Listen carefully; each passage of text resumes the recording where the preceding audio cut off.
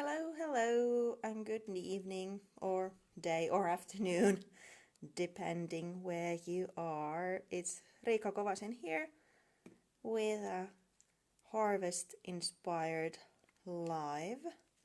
Let me first check that everything is going okay and I can see the comments on the screen. I'll also put the link to my announcement post to the comments because there's all the links to the Finnabair products I'm using.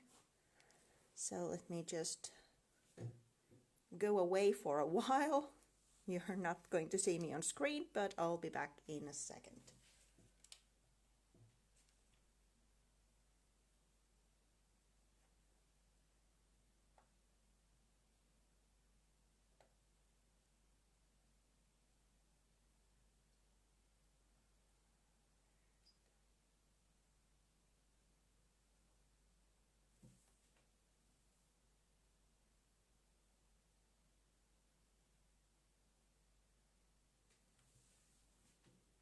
Hey Helena!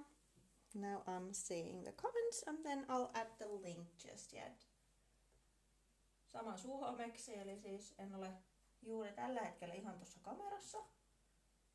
Kun linkkiä laitoin tuohon blogipostaukseen, josta löytyy nämä kaikki mediumit, joita mä käytän, jos haluaa katsoa niitä niin kuin tarkemmin. Ja kysymyksiä pystyy pistämään sekä suomeksi tai englanniksi. So, hello, good evening. I'm happy you could join. I'm recreating this piece, so it's a bit harvest inspired, using the waxes. There they are. Waxes and art stones and a bit of rust paste. I'm mixing my own little paste, let's say, using the art stones and acrylics in the Finnabair line and assembling this dimensional. I'm not sure if you're getting how dimensional this is.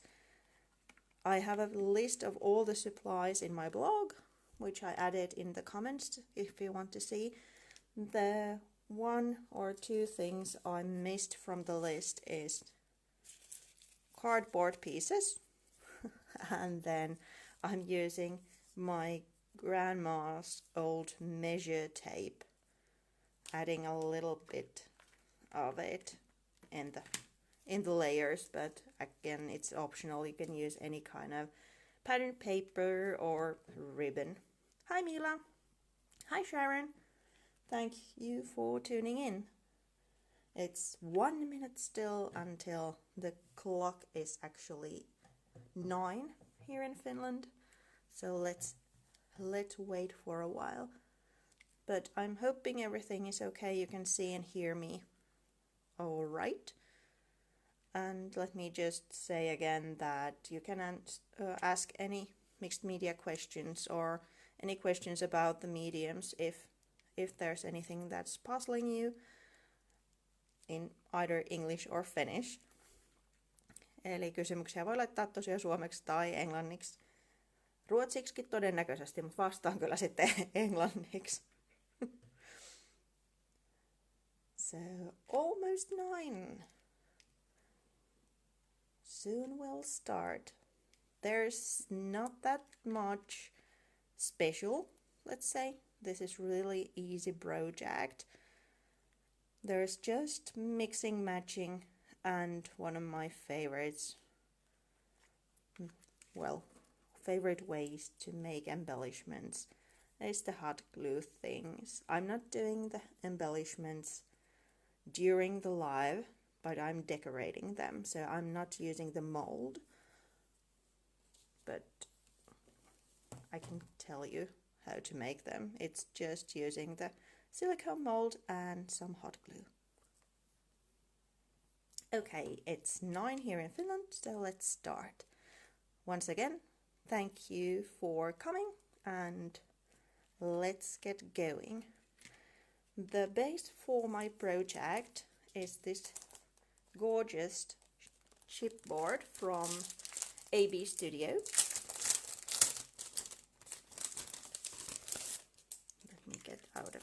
packaging. So I was after kind of, I'm not sure if it's wrought iron or how do you say that, but kind of going after a metallic look, but not like golden or anything fine, but more like grungy. So the first thing, I'm covering it with black gesso. If I'd have to choose between this and white, I probably would go with the black because it really makes the colors shine. I love black gesso, but it's not for everybody. Some people like the white more. I'm using a sponge this time to get nice coverage quite fast, but you could use a brush too. So I'm just dabbing the sponge to the gesso and then going over the chipboard. You could go straight with the paints on top, but this way I'm getting a kind of grungy effect because I'm not painting the whole thing then with the metallic paint, but there's areas with just a black gesso. It kind of gives it a little bit weathered look. Oh, sorry, now we are off focus. Better.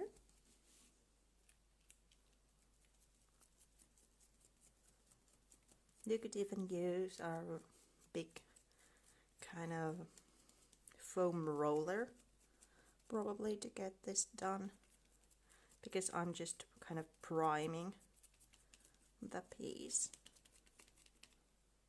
Just heat a little bit there, because gesso is a primer. It also seals the chipboard surface, so every other medium that we are now, or I'm now applying, doesn't get soaked into the chipboard anymore. So you need less paint. If you want to save the color of the surface you're working on, let's say this would be wood veneer, and you want to save the wood colors and the grains, then use a clear gesso to seal the surface, and then you need less colors on top. Hey Karita! Oh, hello! We have Aga from A.B.Studio here, where this gorgeous chipboard is from. So, it's just black gesso to the chipboard. Let me move this aside. And as this gesso is acrylic based, it will dry really quickly, so we can move on. If it's more humid, or you can see the glares there, it's still wet in portions, you can use a heat tool. But be careful not to boil it, because we don't want any texture at this point. I'm trying to keep this sleek and then add texture to the middle. Sorry about the noise.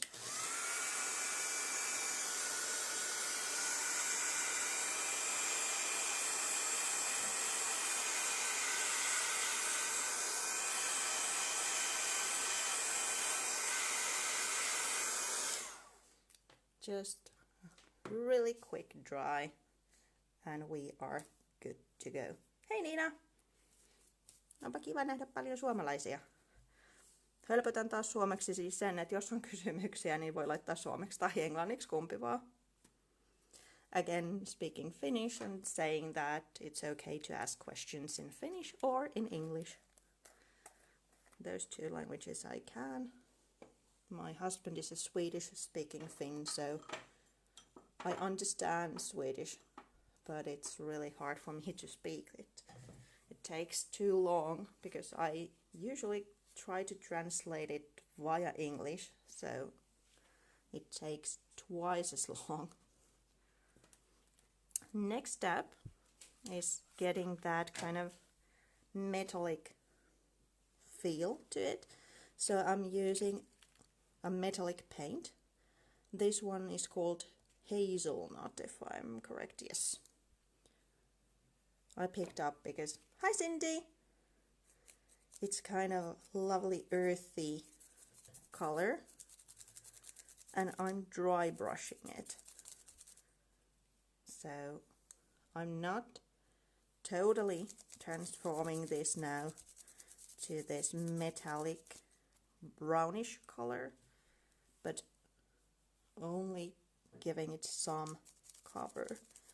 As you can see, I put my brush first to the center, and that one gets colored the most, and then move away to the edge, because as you can see from the, whoops today, now you can see anything, now you can see from the sample project that there's a lot of layers coming on top.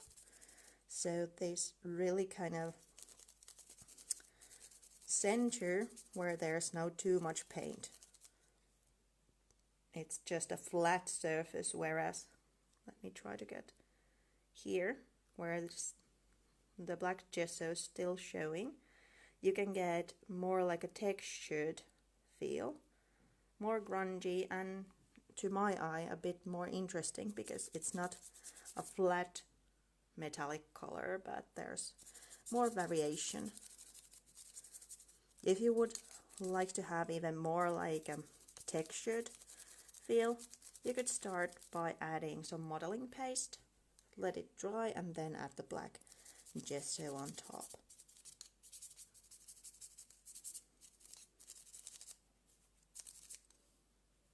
Almost done.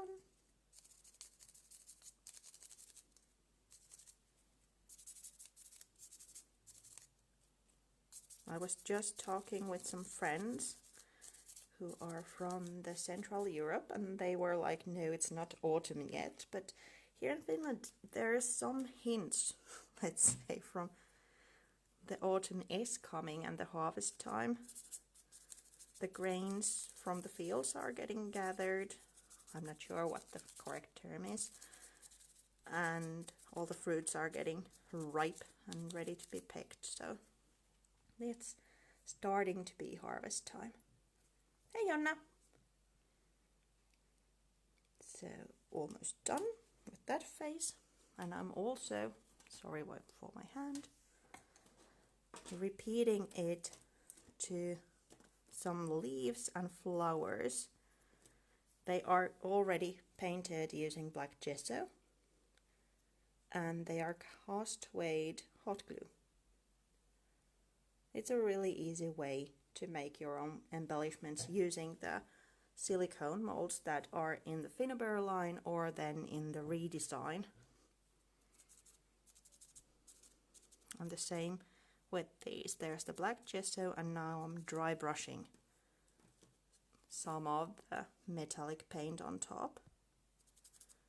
I'm trying to go light and not over painted. There's a little bit heavy-handed area. So let's do one of the flowers like extra off, and only after that touching the flower. What you can see also is the shape of the embellishments coming more clear, because the metallic paint is only touching the high points. So kind of the black gesso is acting as the shadow, whereas the metallic is then the light. Maybe a couple of more leaves still. And this is kind of rusty color, the whole piece, but naturally you could do these with kind of flaming reds or oranges going for that. Let me try to get one of nearer to the camera. Like those really vibrant autumn colors. Love that you use, yeah, I often use my hand as a palette maybe not the best option. These are not like cosmetic paints, so in the long run probably better to use an actual palette. But what I like when I put it here, it also dries the paint because, well, my hand is warm, so it makes the dry brushing even easier in my opinion. But I'm always done, so I'm kind of accustomed to it. So there's a still slight difference between this and this. The camera is not picking it. Oh, wait, better. And that last thing is the waxes. Then we have the base done and can continue to the layers coming on top.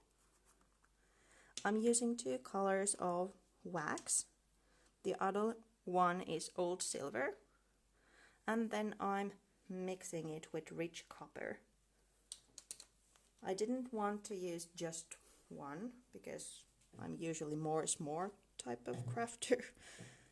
So I'm mixing kind of the cool color of the silver with this really reddish tone. I'm using one of the Finnabair stencil brushes because they are sturdy, so it's easy to apply the waxes. Hey Satu! I'm just going over with the project with the wax. These are the older versions. Nowadays the waxes are in the tubes, but I still have the old and they go such a long time. If I'm doing this, can you still hear me good? Hi Dalma. Hey Dinah. If you are just joining in, thank you for joining, and we are almost done with the really base layer. There's just black gesso, primed. Thank you, Lena. Good to know that you can still hear me when I'm sitting down actually. So there's black gesso underneath, priming the whole piece. Then there's metallic paint. Hazelnut is the color I used, and now I'm kind of brushing some waxes. Both the metallic paint and the waxes are sort of dry brushed, so I'm not going for this look that I have here in the center when it's totally just one color, but more like there's hints of, I'm hoping the camera will pick this up. I need to get up. No, it was too close. You can get hints of all the 3 colors plus the gesso I have used so far. That's kind of also my way of crafting. So I am a Finnabair ambassador, so that also means that I have the possibility to mix and match different colors, but I really love how you are able to mix and match those. And for example, these waxes, these are from the first release, so I have had them for years and years, and this looks a little bit dry. As you can see, it has crack here, and still it works beautifully. So if you are getting the supplies, you are getting them for years and years. Well, depending on the use, of course. If you're doing a huge piece, then you might need to restock a bit quicker. I'm then doing the same steps to the hot glue embellishments. So there's hot glue, mold, in the silicone mold. Then I painted it with black gesso and then added the same steps as to the background. So there's the metallic paint and now the metallic wax. Thank you, Satu.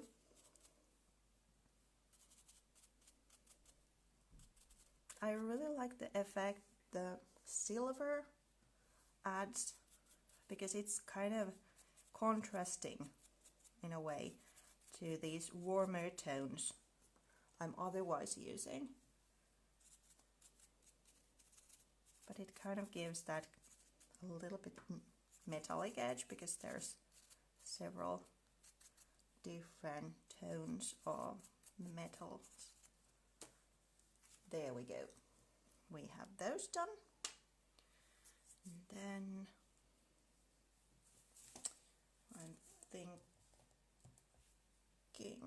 maybe I'm starting the layers and then I'm doing fuzzy cutting, because fuzzy cutting for you is a little bit boring to watch.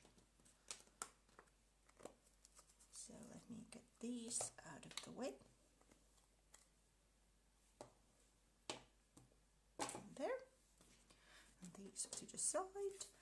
And the base for the project is this. Packaging from the mechanical set. This could be just a piece of scrap paper or piece of just cardboard box, but I thought it would be fun to use a packaging. I'm sorry about the noise, this is probably sounding terrible. I'm just using scissors to make the tag look more grungy. Let's add a couple of rips too, and then soften it a little bit.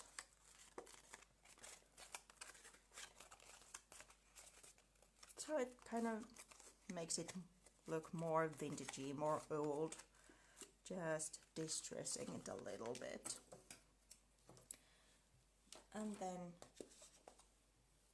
you could do it without the inking as well, but to kind of make the edge more definite, I'm adding some brown ink around, and especially to the rips, kind of highlighting those. If you don't have brown ink, you could even use watercolor if you are holding the brush really in an angle to the edge.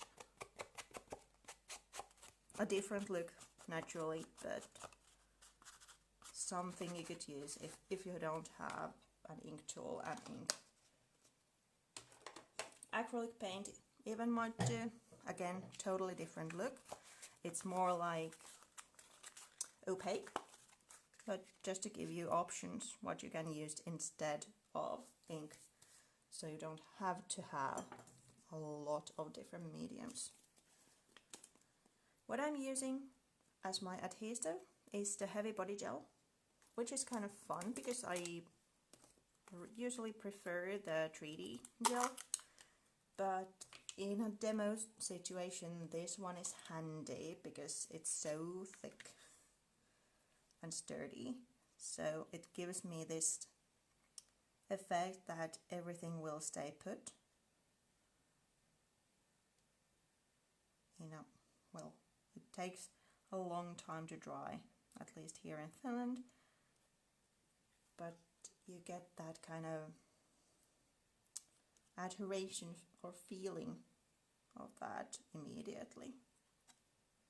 Now that I'm working on top of my craft table, or the table where I do all the videos and filming, I'm just adding touches of the gel here and there. If I would be working on my craft table, which has a kind of protective sheet, I would put a lot more, but here are the gaps and I don't want this to be stuck on the table. So I'm a little bit more careful about the way I apply the gel.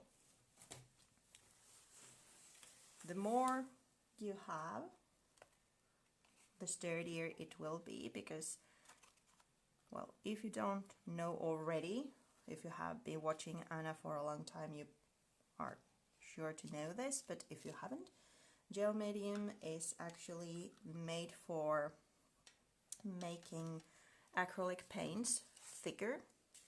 So when acrylic paints came into market, they were of one consistency. But if you want to imitate oil paints and have those really textured effects, you need something sturdier. Or if you want to imitate watercolors, you need to dilute them. If you dilute acrylic paints just with water, you also dilute the binder, which then causes that the acrylic paints won't stick to the surface you're painting anymore, and thus, well, it's not good. So you need something. So gel mediums are a medium to make acrylic paints go longer, so they add different things to the paint. And while the fluid versions, you can use them to make well, watercolor-like surfaces, but also acrylic washes. And then the sturdier ones are originally made as something you can use to make the acrylic paints look more like oil paints, but they are a wonderful adhesive as well, these heavy body versions. This heavy body gel is the thickest of the gel mediums in the Finnabair line, and it's really sturdy, as you can see, a really heavy body, and it will dry dimensional. Let's say if these blobs that you can see here, they will dry as such. So if I don't cover them with paper, I need to clean them, or otherwise they will show on the final project. They will be dimensional. But also that makes things easier, because if you have such a surface that the embellishment doesn't have any area the whole way through to be adhering, you can fill the gap with the medium and then it will stay put, while it's dried. So now that I have been talking about the gel medium, I've added some cardboard pieces to the center where the fruit are going, and I'm kind of starting to circle that with my embellishments. It doesn't look much at this point, but we are then building more layers and covering these really kind of bizarre looking gaps. Let me just put one of these in place, and then let's make some rustic ears before cutting fruit. Just let me know if you have any questions about mediums or the way I do the composition or whatever. So the ears are done the same way as these. So just hot glue to a silicone mold and then painted with black gesso. There's the jar. I could make these the same way as those, but to shake things up a little bit, let's add rustic. Oh, actually, I should have put this one underneath those. Luckily, it's a lot of drying time, so I can still do it. Sorry about that, I got too carried away. This burlap is actually from an old bag of my husband's, which started to fray, and it was a perfect timing because I was just going around the house looking for a piece of burlap, and then I saw that he was almost tossing the bag away, and I was like, ah, there I get the burlap. So as the drying time is long, I can then add the burlap underneath and then put the embellishments back on. Kind of handy.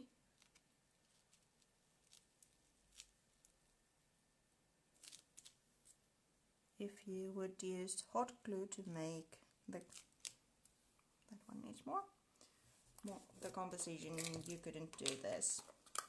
Naturally, the ideal would be that you shouldn't do it, but well, hey, you can just see how easy it is to change one's mind if you're using a gel medium. A little bit more, because now the burlap is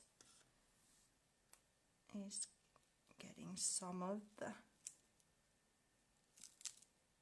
or soaking some of the gel medium on it. So perfect.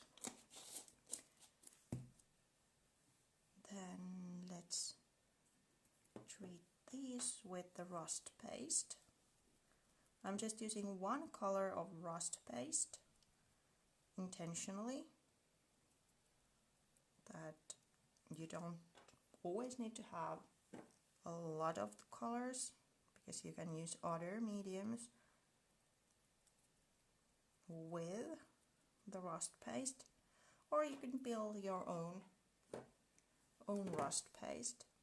These are acrylic based, and these have this grainy effect, which you can create to your own acrylic paint with sand, or then there's the texture powder from the Finnabair line.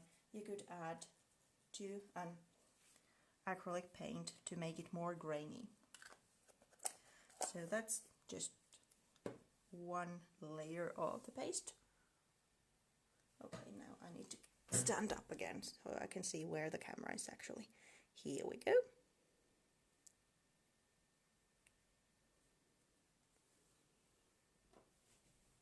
So it's okay, let's say, but still needs a bit more. So again, there's the black gesso underneath, kind of giving that shadow effect.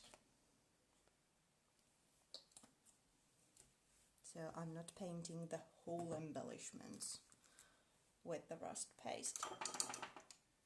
And then I squeezed some lemon peel impasto paint, and I can use that to add kind of those yellow bits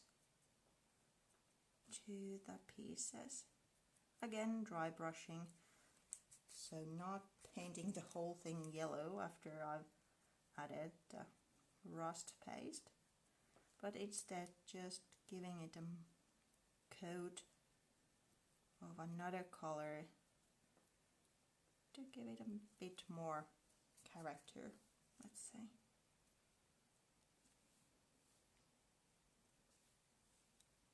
The other way is to use a wet brush.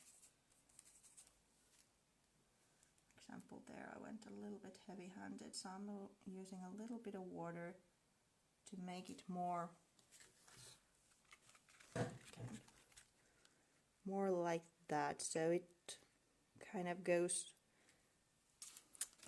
all around and colors the paste a little bit of different color than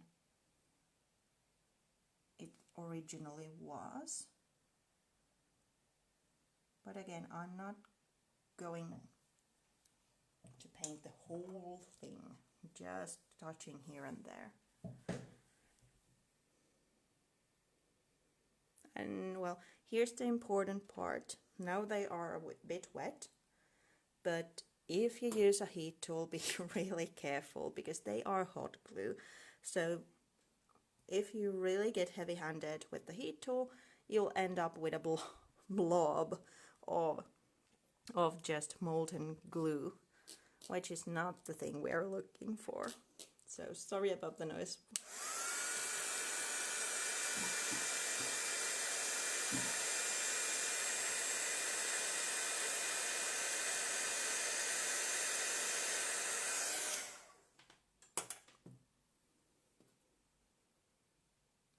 Here we go.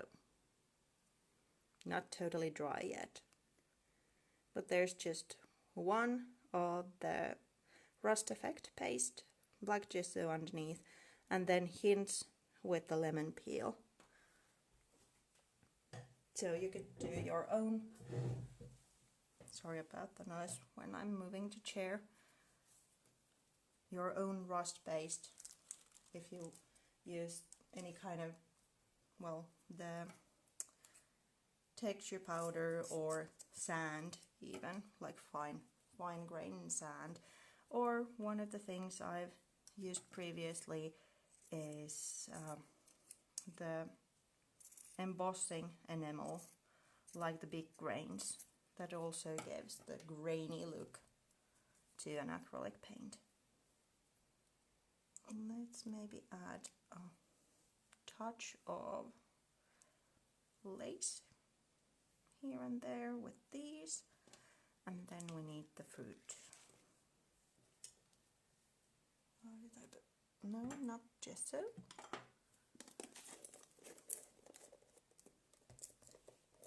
If I would be adding gauze as the bottom layer, then I could use black gesso to adhere that, because it's acrylic based, so it works as a glue as well, but it only works with light, kind of lightweight embellishments like paper or gauze. There's actually, if you are interested in gesso, if my memory serves me correctly, there's a series of gesso related posts coming next week to my blog, because I used to do these triplet posts, those still, when I was in Seth Apter's creative team, and I like to do them so much that I continue even though the term ended. So this month's theme is gesso. It's going to be in my YouTube channel now from Wednesday next week.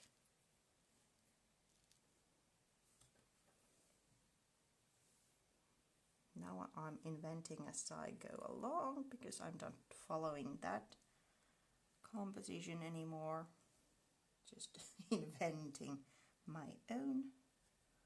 So let's see how it goes. Do I want, oh, well, maybe it's sturdier if I put it there. Don't have to put that much gel to back it up. Better. Then we need the fruit.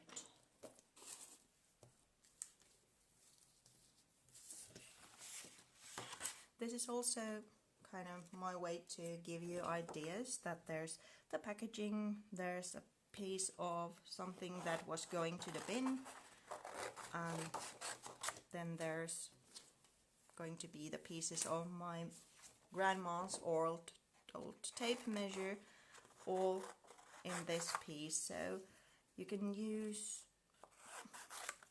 so much more than just board embellishments. To me, that's kind of one of the great things about mixed media, because you can mix and match. You can add those board embellishments and add some of your own in the mix, so make it more personal in that way. So if you have or like receipts or tickets. You could use those as a collage elements or background elements. The theme of the Art Daily Cafe this month is recycling, and my art journal page was mostly done with items from my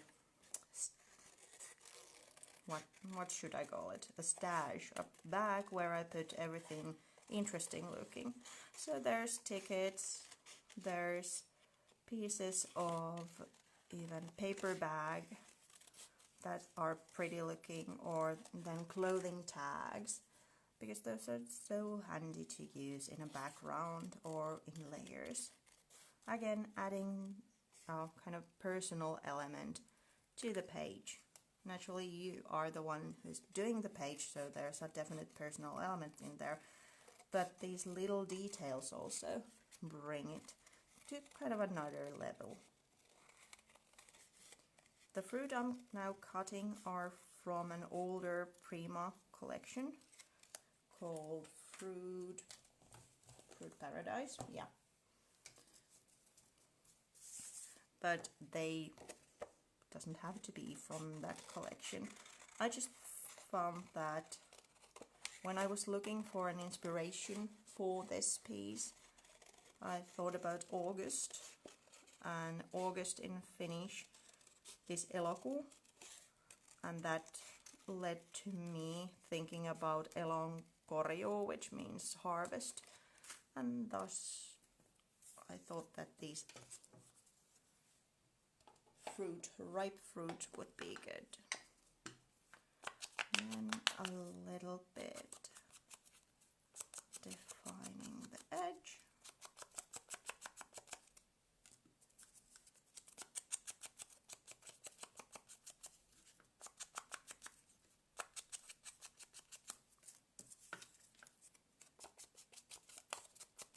This is also to get rid of the white paper from the cut.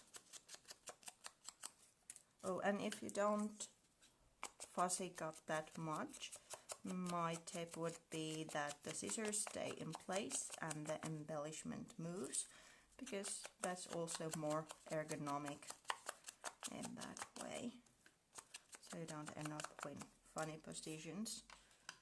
I also like to use just my scissors to fussy cut. I'm terrible with a craft knife. Then let's add a little bit of rust to the background. Kind of, in this sense, I think this is more like earthy or soil kind of detail. This grainy effect. So it would be like this is used to, I don't know, harvest potatoes or bring them to the house or something like that, and there's some earth, some dirt in there.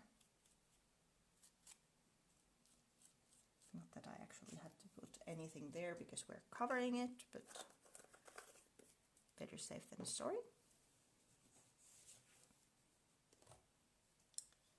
And then let's think how to avoid showing that.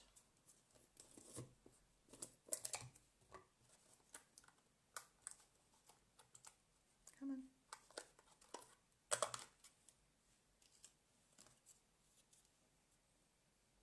I could have swapped for an actual glue, just regular craft glue at this stage. It doesn't have to be a heavy body medium anymore, but that's the one I have at hand right now, so it's easy to just continue using it.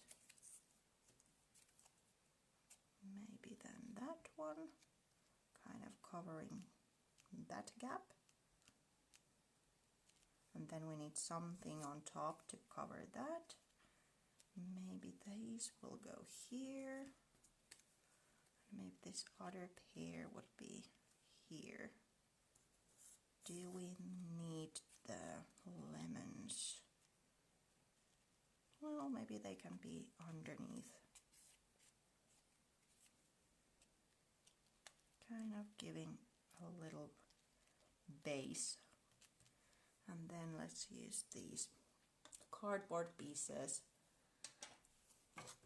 to get some dimension. So this one needs quite a few pieces. I'm trying to level it with that gear, so we are needing quite a bit of height. If you have foam dots or foam tape, that's naturally good to use as well. But again, probably as a crafter and during this time, there's parcels coming in, so you can kind of use the stuff you have. So pieces of cardboard boxes work excellently. And then some support there.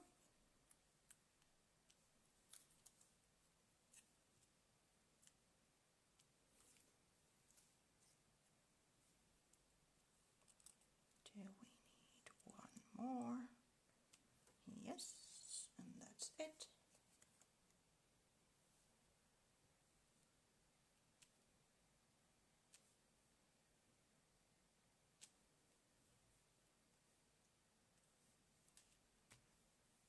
So it looks quite much improvement, much better than the gap in the composition. But as you could, well, witness, let's say, it looks like there's a lot underneath and there's layers, but I could get away with just pieces of cardboard here and then building layers on top, and nobody can see that there's just cardboard in the middle of it. So you can be kind of frugal with your supplies. Then let's add a couple of embellishments and then these touches. I'm thinking that's the high point of this live, but I'm not sure. I'm hoping you get something out of this project, learn something new. Kiitos, Taina. Thank you, Alison. So why did I close this if I'm adhering? Oh, it really seems that 6-day work week is kind of, I'm paying the toll now. I'm not kind of in my usual flow because I forget about the burlap and now I keep opening and closing the jar. Sorry about that.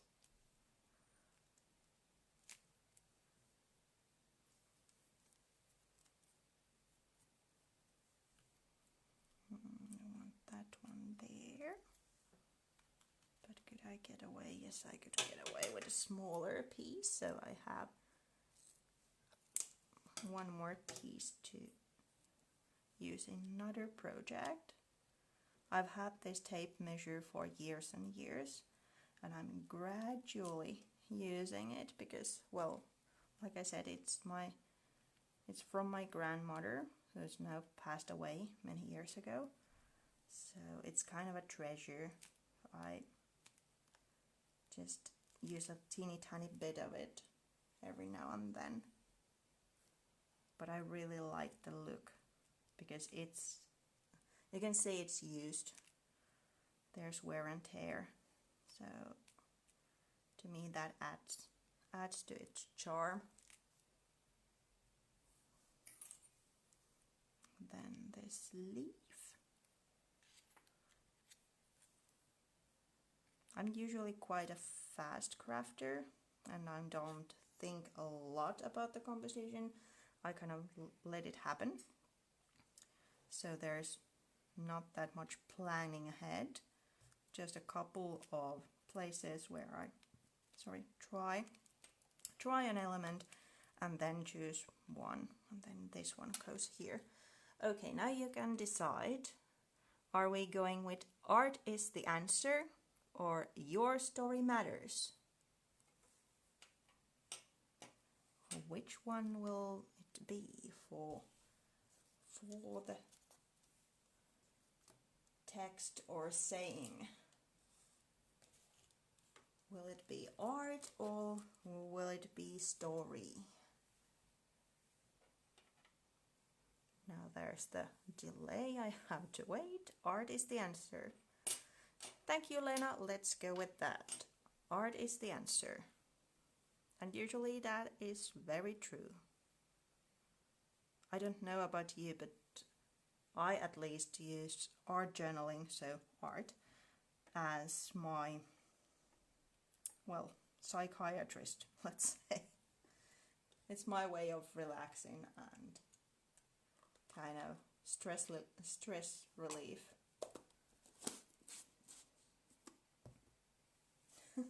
Thank you, Lena. We always learn a lot from you. I'm happy that you say that. When I'm doing these projects, I'm trying to think something like a new, maybe a new not a technique, but a new way to use.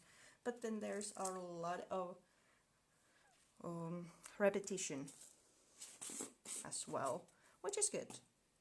There's a Finnish saying that repetition is a mother of learning. Direct translation. So, still a little bit to go. There's the splashes. If you have followed me for a while, then you know that I love splashes, and it's almost impossible for me to finish a project without them. But there's also these pebbly, grainy things, and for that I'm mixing 3 acrylic colors. There's the lemon peel, which I've already used. Then there's pumpkin, and then there's ochre. 2 heavy body paints and 1 fluid. I would recommend using at least 2 colors, or then 1 if you have a perfect color from the Impasto colors, because they are heavy body, again meaning thick, so they will adhere better than the fluid, because they give some kind of well, dimension. They fill in the gaps. Kiitos, Helena. Thank you for coming.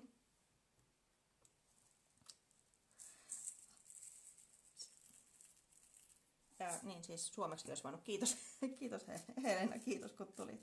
Sorry about that. So they fill in the gaps, so they give support to the art stones.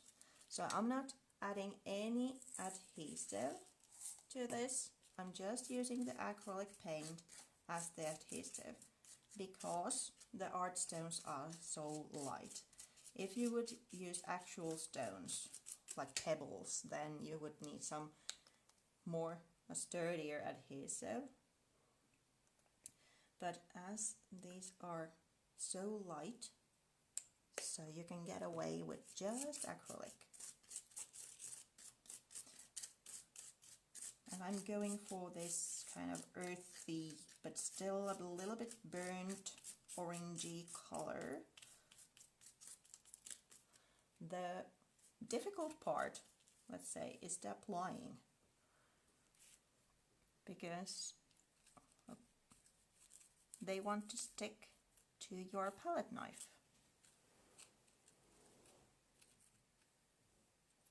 The other option, if you're making a kind of a background layer. So you're adding colorants on top would be then to use a gel medium to adhere the pebbles and add the colorants on top, but this is kind of two birds with one stone. So you get the color and the adheration at the same time. But you need a little bit of patience when applying, because like I said, they want to stick to your palette knife instead of the project. And also you're not getting a clean appliance, how to say, clean placement for these, because whenever I'm touching with the palette knife, I'm also adding the touches to the embellishments near. But we are not going for nice and clean and dandy with this one. This can be a little bit earthy and have that texture and colors on top. It's kind of like mud, splashes of mud. And let me again get up. So you can see that after the paint have dried, I can't pull, well, I'm not dragging this, but I'm not, well, now I got it loose. But you saw that I needed to use some force, even with the tree on them. So they are pretty sturdy, adhered with just the paint. If you're working on top of a journal cover, let's say, that needs a lot of wear and tear, then maybe not the option. On the other hand, maybe you want that project to have a life of its own, so it can then transform while you use it. Oh, thank you, Alison.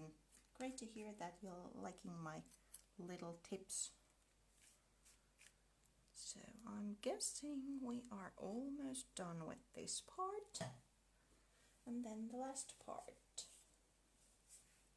Now I made a little bit much because I have still left, but the ideal would be that there's just the paint residue here, and that we can then use the splashes.